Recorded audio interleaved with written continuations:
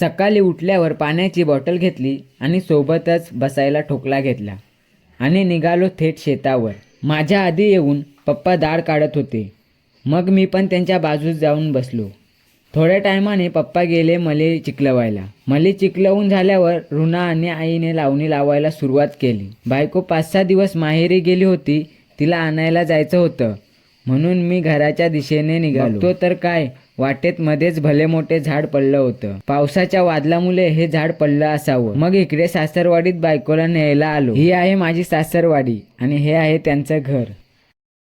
मामीने लांजातून आणलेली कोलंबी दिली आणि आम्ही घरी निघालो। मग बायकोने बनवलेली चहा घेऊन आम्ही थेट शेतावर गेलो। सर्वांनी मस्तपैकी चहा प्यायले आणि तरतरीत होऊन डबल लावणी लावायला गेले। इकडे पप्पांनी पण बाकीच्या मल्या ट्रॅक्टरने लावून घेतल्या आणि पाठोपाठ ऋना आणि आईने लावणी लावायला घेतली।